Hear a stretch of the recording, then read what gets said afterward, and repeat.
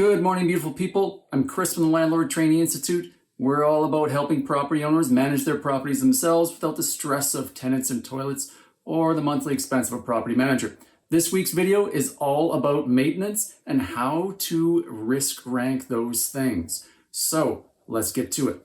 First up, let's define risk rank, because that might sound like some industry jargon to you, but it's really not. All it's doing is saying when maintenance requests come in, you need to have a format that you will put those in, a way to rank those based off of importance.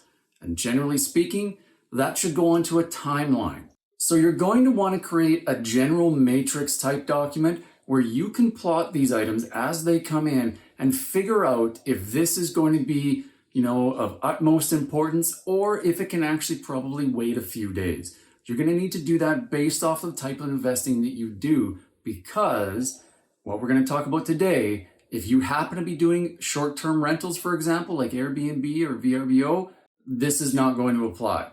If you're doing that type of rental, you need to treat every single request as if it's an emergency, because if it's not dealt with immediately, they might actually be gone, and that's going to be the lasting impression that they're left with. This is also going to change a little bit based off of where you are in the country. So some examples I'll give today have to do with HVAC. And in certain parts of the country, in the winter, that might not be an issue. Where I'm at, it's a major issue in the winter. So depending on what type of investing you do, your timelines may be adjusted slightly from what I'm going to talk about today. So I'm going to start by going over the category that I call wish list items. These are things that would be nice to have, that a tenant might phone you up or email you and say, hey, can you do this? But it will in no way impact the safety of the property or the longevity of the property or their general experience renting from you. I'll give you an example. I had a tenant one time actually send me an email requesting that additional receptacles be added to the living room because every time his cell phone rang, if he was charging it, he had to get up and walk 6 feet to go get his cell phone. That's a serious request. And so that's going to fall in the category of, hey, they would like to have this, and there's pretty much no way that I'm doing it. So convenience items alone, generally speaking, they're falling into the wish list category. You can choose to do them or not do them. Generally speaking, with wish list items, I recommend you don't do them any more often than about quarterly. There's a number of reasons for that. You're going to have tenant turnovers and the next person may not want that particular request. In addition to that, if you send somebody, especially if it's a contractor or a tradesperson of any kind, if you're sending them all the time for these wish list items, it is going to just erode your cash flow more than you can even imagine. In addition to that, you'll hear a lot of landlords talk about training tenants. So you need to get them to understand adding $1,000 worth of receptacles in the living room because they don't want to literally take 3 steps to pick up their phone is not a reasonable request. So there's a certain amount of education that has to happen between yourself and your tenant.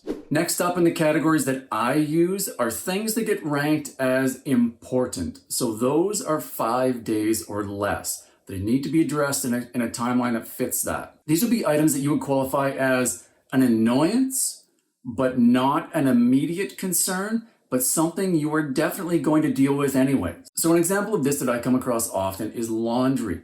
A washing machine, if it breaks down, I definitely want somebody there in 5 days or less. So overall, items that fit this category, you want to deal with them in 5 days or less. They're not going to negatively affect the quiet enjoyment of the place, or at least not too much. And so you can fit that 5-day timeline. Most folks are going to be happy with that. Another advantage to keeping these on a fairly short timeline is it doesn't allow you the opportunity to forget about things. And depending on your level of organization, what you're using for check sheets and communication techniques, that can happen fairly easily once you start scaling up. Keeping things on a short timeline makes that a little bit easier. The next category I use is something that's urgent, and I'm going to call that urgent and put it on a 2 days or less timeline. So I want somebody there sometime in the next 2 business days or hopefully less.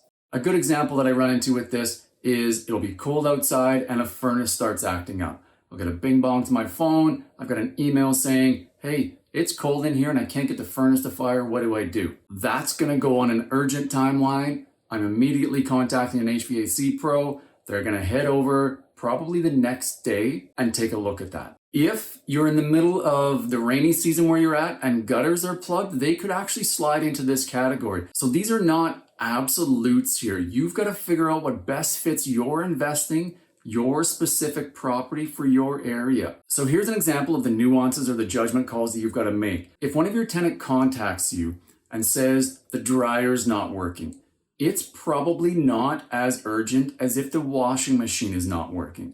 If the washing machine is not working, they can't wash clothes. If the dryer's not working, they have to hang to dry. They can still wash and they can still dry. It's just inconvenient for them to do it. So again, to recap, we've got 3 categories so far. We've got wish list items, we've got important items that you should be dealing with in 5 days or less, and then we've got urgent items where you're on about a 48-hour timeline.